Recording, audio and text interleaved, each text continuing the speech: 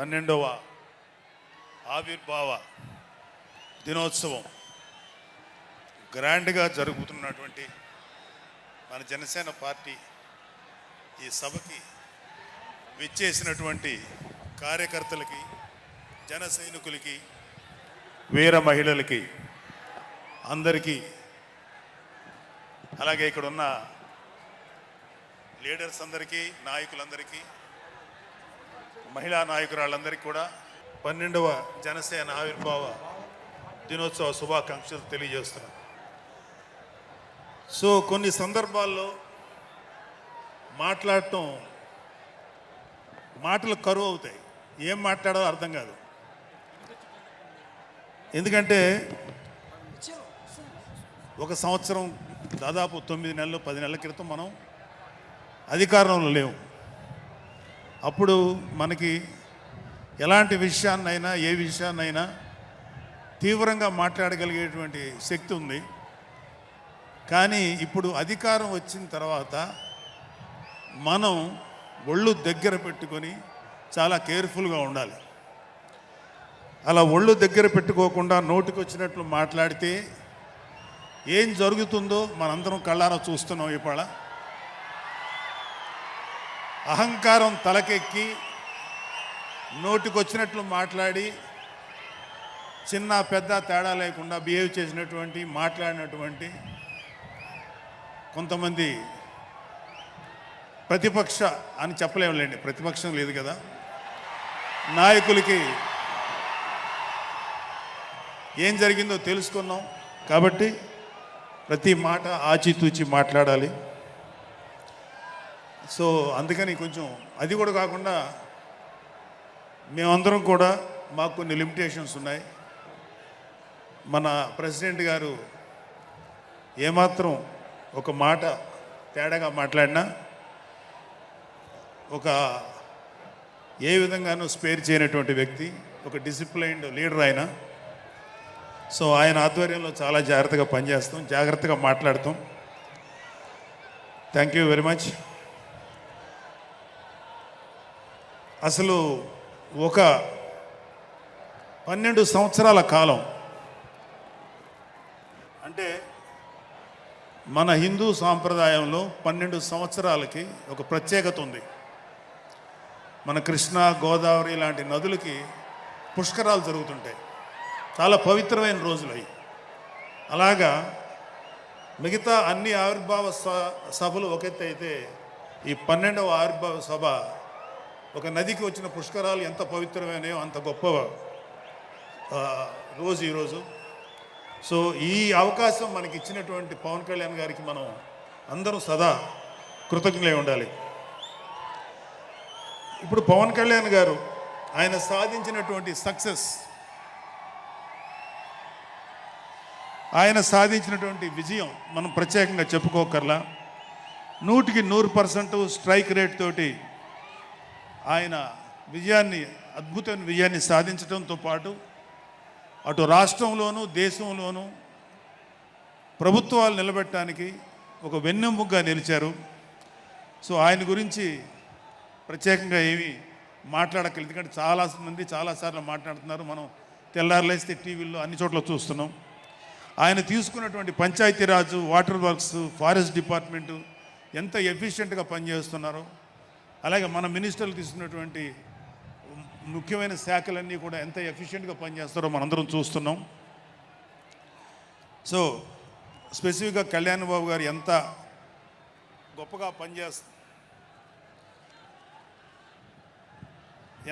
పనిచేస్తారని మనమేమి ప్రత్యేకంగా మాట్లాడుకోకర్లేదు.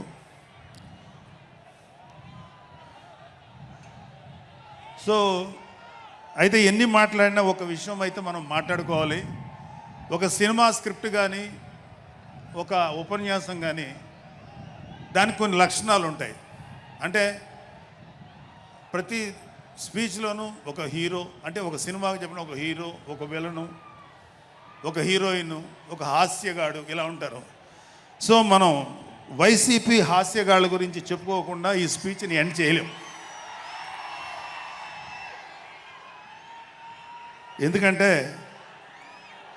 జగన్ లాంటి హాస్య నటుడు కనే కళల గురించి మీకు చెప్పాలి.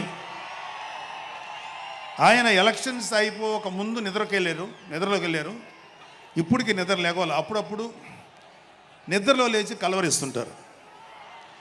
మొన్న కూడా ఒక మాట చూశారు.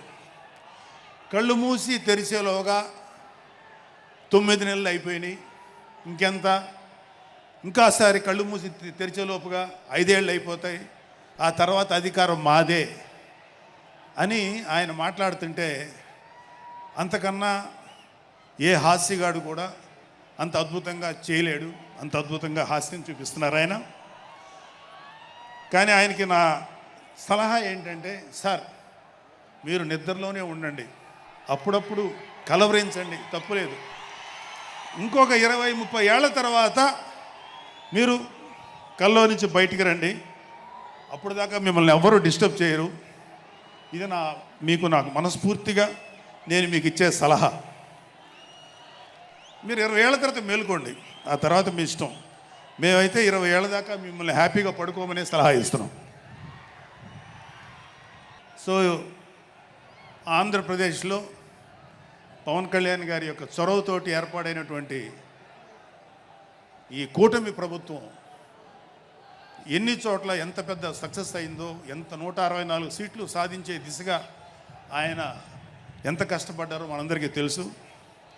అయితే మా అదృష్టం ఏంటంటే ఇక్కడ పిఠాపురంలో జరుగుతుంది కాబట్టి పిఠాపురంలో ఎలక్షన్స్ ఎలా జరిగినాయో ఒక 2 మాటలు చెప్పకపోతే, నేను పిఠాపురంలో పనిచేసి పిఠాపురం అభిమానుల యొక్క అభిమానాన్ని చూరగొన్న పవన్ కళ్యాణ్ గారికి, అలాగే పిఠాపురం యొక్క జన సైనికులకి, పౌరులకి నేను కృతజ్ఞత చూపించినట్టు అవుతుంది. సో వాళ్ళ కోసం ఈ 2 మాటలు మాట్లాడుతున్నాం. సో పవన్ కళ్యాణ్ గారు పిఠాపురంలో మమ్మల్ని పనిచేయమన్నారు. అంటే నన్ను, మా ఫ్రెండ్ అజయ్ గారిని, అలాగే మర్రెడ్డి గారిని, రత్నం గారిని, శంకర్ గౌడు, మహేంద్ర, పంచకర్ల సందీపు, ఇలా మాకందరికీ పిఠాపురంలో పనిచేసే అవకాశం ఇచ్చారు. మేము పని మొదలెట్టిన తర్వాత మాకు అర్థమైంది ఏంటంటే, పవన్ కళ్యాణ్ గారికి ఆల్రెడీ ఇక్కడ విజయం ఖరారైంది. మనం ఓన్లీ పని చేస్తున్నట్టుగా ఉండడమే తప్ప మనం కొత్తగా చేయాల్సిన పని ఏమీ లేదు అని చెప్పి నాకు అర్థమైంది. నాకే కాదు మా అందరికీ అర్థమైంది. సో మేము దీన్ని ఎంత గొప్ప అదృష్టంగా తీసుకుంటున్నామంటే, పవన్ కళ్యాణ్ గారు మీరు పని చేసేటువంటి మేము ఇక్కడ ఏదో పని చేసాం అనే తృప్తి మాకు ఇవ్వటం కోసం ఆయన మమ్మల్ని అపాయింట్ చేశారు తప్ప ఆయన గెలుస్తారన్నది, ఆయన అఖండ విజయం సాధిస్తారని ఆయనకు ముందే తెలుసు. కానీ ఆ సాటిస్ఫాక్షన్ మాకు ఇవ్వటం కోసం మాకు ఈ అవకాశం ఇచ్చారు. అయితే అది మా అదృష్టంగానే ఫీల్ అవుతున్నాం. చంద్రుడికో నూలు పోగులాగా ఆయన పడిన కష్టానికి ఒక చిన్న పని చేసామనే తృప్తి అయితే మాత్రం మాకు నిజంగానే ఉంది. అయితే ఇక్కడ పిఠాపురంలో పవన్ కళ్యాణ్ గారు అఖండ విజయం సాధించడానికి 2 ఫ్యాక్టర్స్, 2 ఇంపార్టెంట్ ఫ్యాక్టర్స్. ఒకటి మన ప్రెసిడెంట్ జనసేనాని పవన్ కళ్యాణ్ గారు అయితే, రెండో ఫ్యాక్టర్, నాట్ వ్యక్తి, ఫ్యాక్టర్ పిఠాపురం జన సైనికులు, పిఠాపురం పౌరులు, పిఠాపురం ఓటర్స్. వీళ్ళిద్దరూ లేకపోతే మేము ఏమి చేసినా ఏం ఉపయోగం లేదు.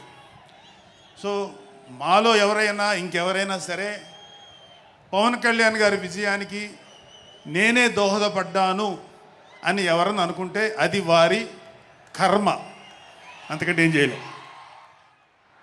సో ఇక్కడ మన ప్రెసిడెంట్ పవన్ కళ్యాణ్ గారికి ఆయన గురించి చెప్పడానికి ఒక ఇంపార్టెంట్ విషయం చెప్పాలి. అది ఏంటంటే, మొన్న ఈ మధ్యన మా అమ్మగారితో మాట్లాడుతున్నప్పుడు మా కళ్యాణ్ బాబు గురించి ఒక మాట వచ్చింది. యాక్చువల్గా ఇక్కడ నేను ఒక అన్నగా మాట్లాడకూడదు, కానీ నేను ఒక పార్టీ జనరల్ సెక్రటరీగా మాట్లాడాల్సి వచ్చినా కూడా ఒక అన్నగా ఈ ఒక్క విషయం నేను చొరవ తీసుకుని మాట్లాడాలి. సో మా అమ్మని అడిగాను. అంటే ఆవిడ నాతో చాలా ఫ్రెండ్లీగా ఉంటుంది. ఆవిడని అడిగా, ఏదో మాటల్లో వచ్చింది, అమ్మ మమ్మల్ని అంటే ఏ తల్లి అయినా ఒక ఆడతల్లి ఒక ఒక స్త్రీమూర్తి బిడ్డను కనేటప్పుడు చాలా నొప్పులు పడుతుంది, అది ఒక పునర్జన్మ అంటారు. అలాంటిది నేను మా అమ్మని అడిగా, నేను పుట్టినప్పుడు ఏమన్నా పెయిన్స్ అనుభవించావమ్మా అని. మా అమ్మ అంది, నువ్వు పుట్టినప్పుడు నేను అనుభవించిన పెయిన్స్ భూమి మీద ఆడది అనుభవించలేదు, అంత కష్టం పెట్టేవాళ్ళు. అది మా అమ్మ చెప్పింది నా గురించి. సరే కళ్యాణ్ బాబు ఎలాగా అన్న. గొప్ప విషయం అంటే నేను షాక్ అయ్యా.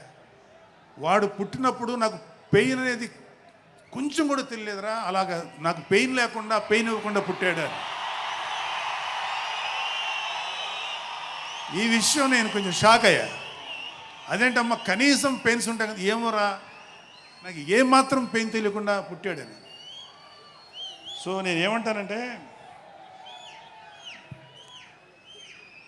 పుట్టేటప్పుడు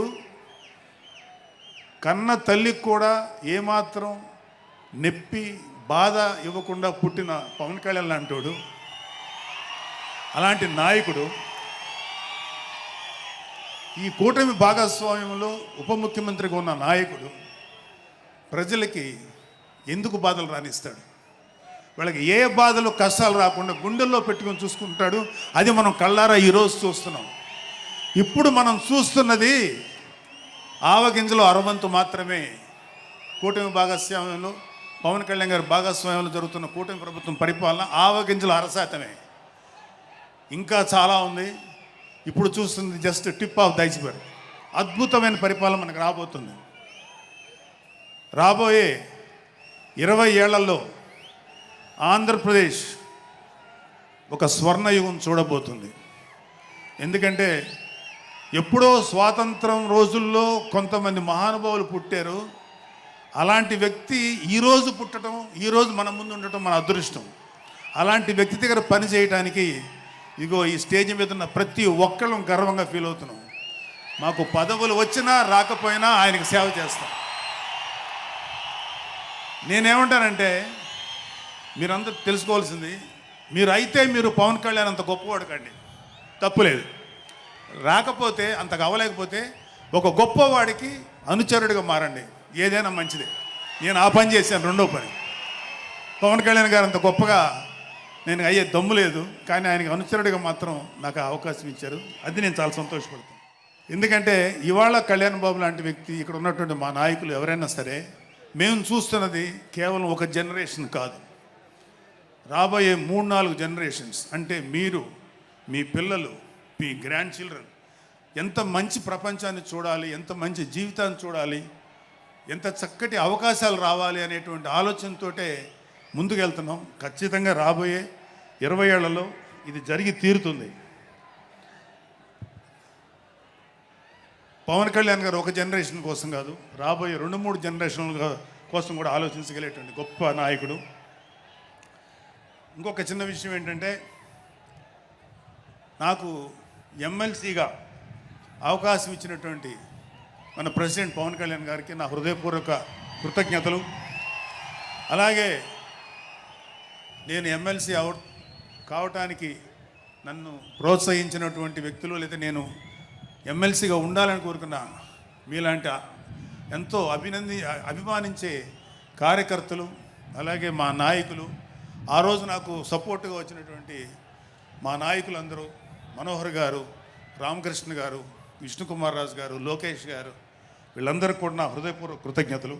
అంటే దేవుడు అనేవాడు మనం అడిగితే వరాలు ఇస్తాడు, ఖచ్చితంగా వరాలు ఇస్తాడు. కానీ అడగకుండానే వరాలు ఇచ్చేవాడు పవన్ కళ్యాణ్. అతను ఏమని పిలవాలో మీరే డిసైడ్ చేసుకోండి. చివరిగా ముఖ్యమైన విషయం ఏంటంటే, జనసేనకి ప్రాణవాయువు లాంటి వాళ్ళు కార్యకర్తలు, వీర మహిళలు, జన సైనికులు, అభిమానులు. నేను ఒక జన సైనికుడిని అని చెప్పుకోవటంలో ఉండే ప్రైడ్ నాకు ఇంకా ఏ విషయంలో రాదు. చాలా గర్వపడుతుంటాను. సో అలాంటి జన సైనికులకి, మీ అందరికీ మేమందరం అండగా ఉంటాం. ఏదైనా చిన్న చిన్న ఇబ్బందులు తలెత్తినా అవన్నీ సరిచేస్తాం. ఇంకొక విషయం ఏంటంటే, జనసేన పార్టీ ఒక్కటే మీరు ఒక కార్యకర్త స్థాయి నుంచి అత్యంత ఉన్నతమైన స్థాయికి చేరుకోగలిగేటువంటి డెమోక్రటిక్ వాల్యూస్ ఉన్నటువంటి పార్టీ జనసేన. కాబట్టి జనసేనలో ఉండండి, జనసేనని ప్రోత్సహించండి. మీకే కాదు, మీ బిడ్డలకు కాదు, మీ మనవలకు కాదు, రాబోయే తరాలందరికీ జనసేన అండగా ఉంటుంది. మీ అందరికీ మేము ఫుల్ సపోర్ట్ చేస్తాం. మిమ్మల్ని అందరినీ గుండెల్లో పెట్టుకొని చూసుకుంటాం. ఎందుకంటే మా వెనకాల ఉన్నది ఒక శక్తి, దట్ ఈస్ పవన్ కళ్యాణ్. జై పవన్ కళ్యాణ్, జై జనసేన, జై హింద్.